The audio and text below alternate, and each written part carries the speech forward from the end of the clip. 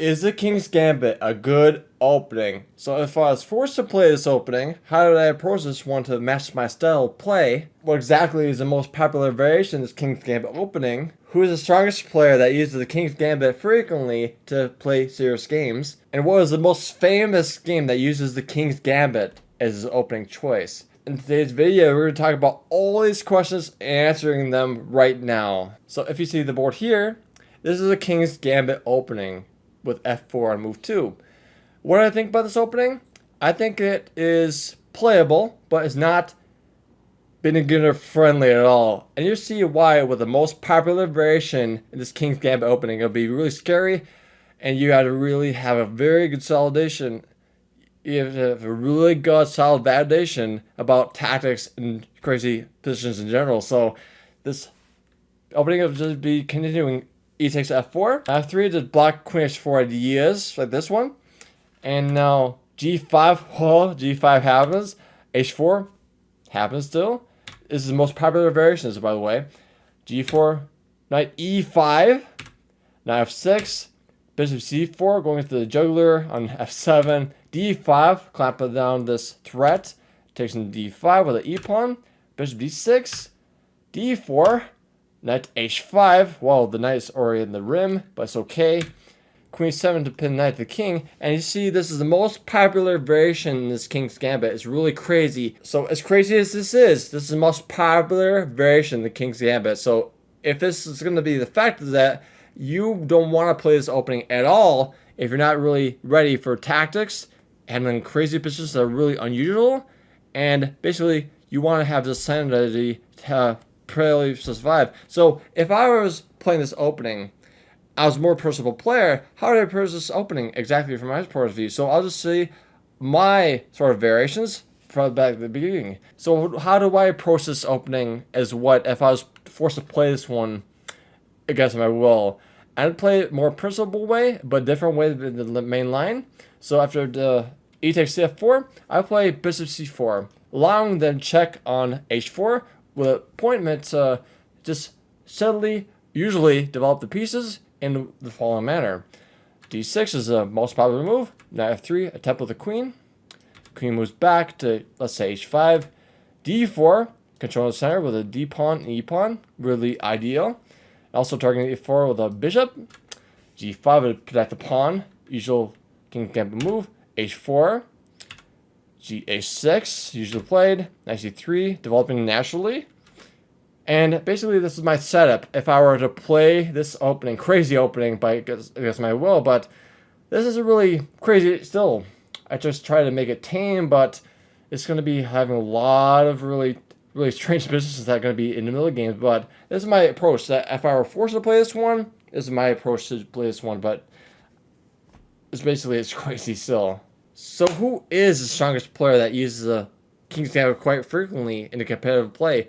That's right, Bobby Fischer uses it. So let's go to see a game between him and George Smith a long time ago, and he's playing the King's Gambit as white. So e4, e5, f4, d5. This is a full beer counter gambit, they call it. Bobby Fischer takes in d5, e4. This is prevent this knight f3 natural development move. Knight c3, tag this pawn. Knight f6, guarding that pawn. Queen e2, again exerting extra pressure on this e4 pawn. Black just took on d5. Queen takes d4 check, so that just address this one. It also attack the knight. So bishop e6, taking this knight, but f5 because this bishop is pinned. You see it by the king, so this f5 move is really quite scary. But knight c3 comes in, attacking the queen, so they can't have time to take this bishop. So Bobby Fischer takes this knight, queen d5 to try to trade off the queens, and bishop d3 to say, okay, I want to trade the queens my own way, not your way. So the queens get traded off. The bishop's saved. It goes to go bishop c8 to guard this b7 pawn, or also the rook could be lost. Now f3, bishop b6, d4, knight d7, c4, now f6 to taking the bishop on e4, bishop b3, c6, castles, rook e1, b6, maybe to try to have this bishop to go there or there. A4, bishop B4, attacking the rook on E1. Bishop B2 to just try to exchange the bishops, dark square bishops on D2 and B4. A5, saying that I want to trade on my own terms. Rook B1, exerting more pressure on this bishop. Takes on D2, knight takes D2. Rook B8 to guard this B6 pawn, which was hanging before. C5, and this pawn is pinned. They can't take there because the rook behind it will be, whoop, just swapped off for nothing, pretty much.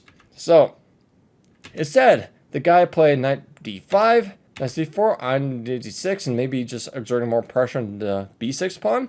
Bishop A6 happens, knight takes B6 with the free pawn. Bishop swaps on D3, and knight takes D5. Rook takes B1, rook takes back, bishop takes C2, taking the rook, do this knight E7 check move, and this king will be just having to move away, and the rook then afterwards will be able to move away. So king H8 is forced, so rook A1 defending A4, and George played bishop E4 defending C6, was under attack by the knight, and rook E1 is played by Bobby Fischer, and black resigned. There's no way to defend this pawn in C6, but if they go D5, then that will be happily just trade this off, and maybe C6.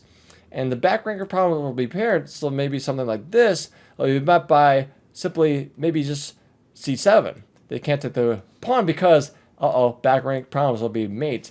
So as a result, Bobby Fischer won this game and just claimed this victory with the King's Gambit. So lastly, we're going to talk about the most famous game that uses the King's Gambit opening as white. Let's go talk about this game. This is a famous game that is called the Mortal Game.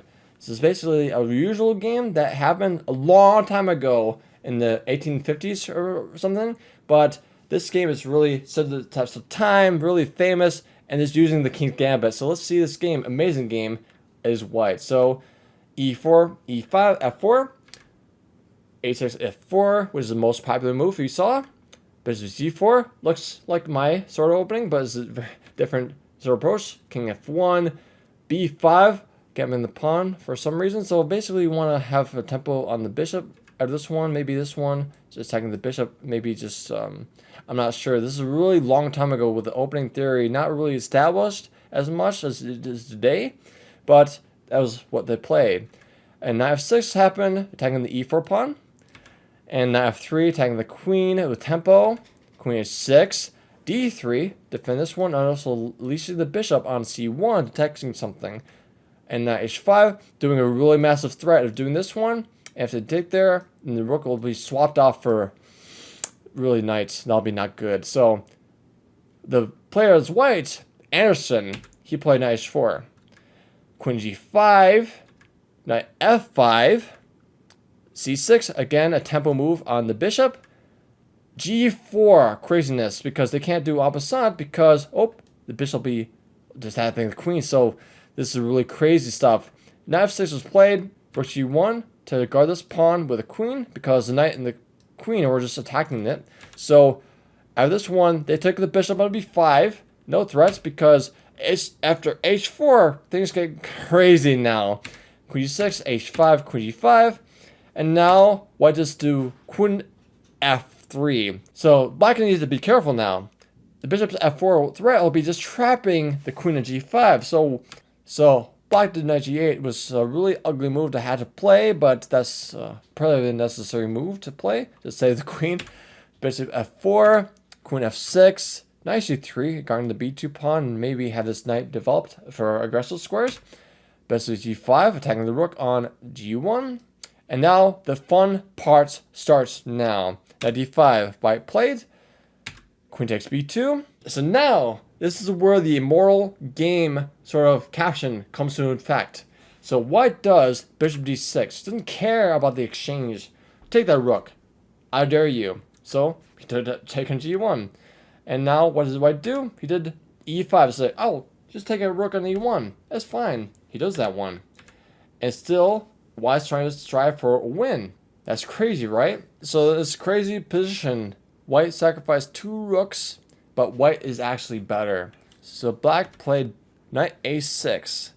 And white just continues with knight g7 check on the king, so the king has to move to d8, force a move. Really crazy things happen. Queen f6 check, sacrificing the queen.